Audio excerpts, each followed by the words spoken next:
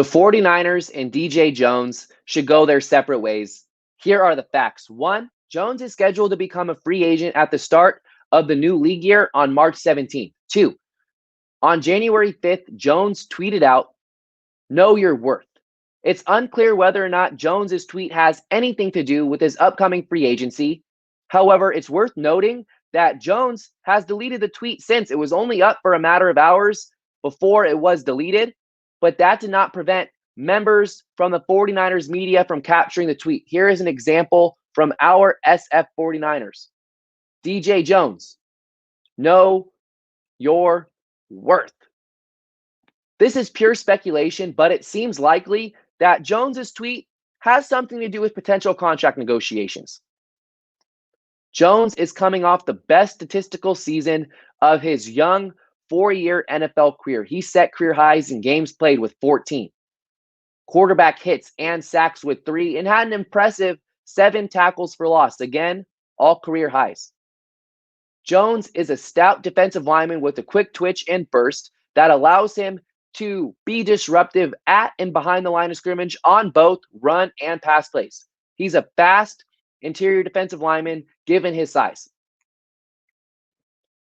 He's the type of player that any team would love to feature on their defensive line rotation, and I'm sure that includes the 49ers. They would love to bring back Jones, but they know they're working with a tight cap, and like Jones tweeted, he knows his worth. It would be best for both parties to move on from one another.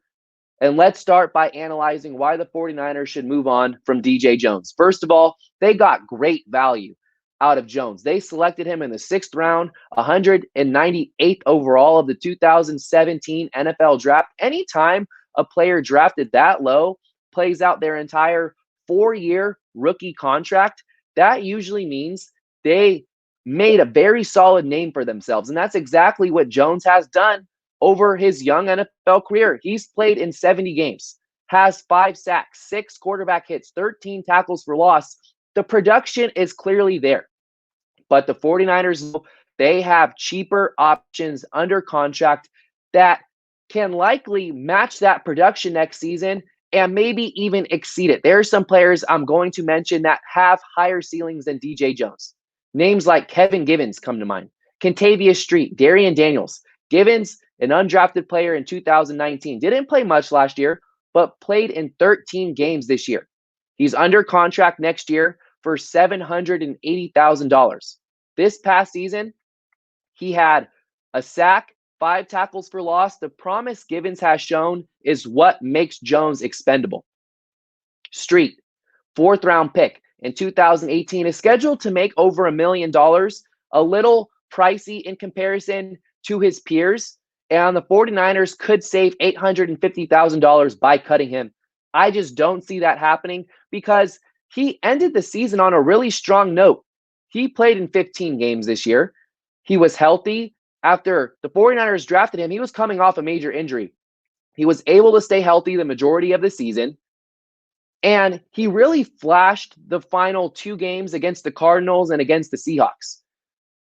Darian Daniels, undrafted rookie in 2020, is scheduled to make the same amount of money as Givens next year. What didn't play much, was on the practice squad the majority of the year, but did appear in 4 of the final 6 games in the regular season. The 49ers are set on the interior of the defensive line. Javon Kinlaw's under contract. Kevin Givens, Street, Daniels. It would be foolish for the 49ers to pay DJ Jones his worth, whatever he feels that is. There is just too much talent and a lot of depth there already. It would not be wise for the 49ers to bring back Jones.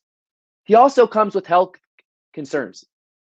Only one time over the course of the last 4 years has he played in more than 11 games.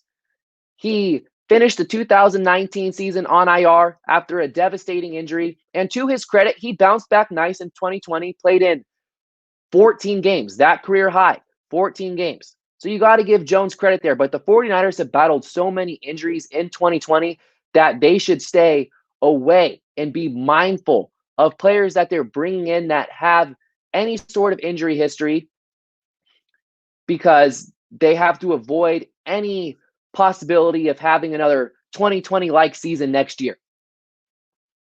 If the 49ers don't sign Jones, they should spend that money towards other positions. The interior defensive line is deep. The edges are not. Jordan Willis. Those are two guys the 49ers should look to bring back. Again, there's a lot of depth in the interior of the defensive line, not along the edges. Willis and Jordan are two situational pass rushers that really did an exceptional job in that role this past season. I would look to bring them back.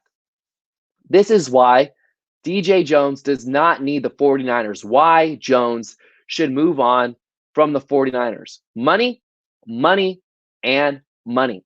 Looking at Jones, he's seen his salary gradually go up over the course of the last 4 years. Again, he's played on his rookie contract. He made $501,000 in 2017, $591,000 in 2018, $681,000 in 2018, and $861,000 in 2020. So he's seen that number gradually go up, but he's hitting the open market for the first time, and he should try and get as much money as he can. He's got to look out for himself.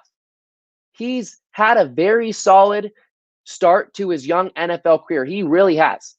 He's a very nice interior defensive lineman, and he could argue that his production would go up even higher if he had more playing time. That's likely. The more you play, the more production you're able to produce.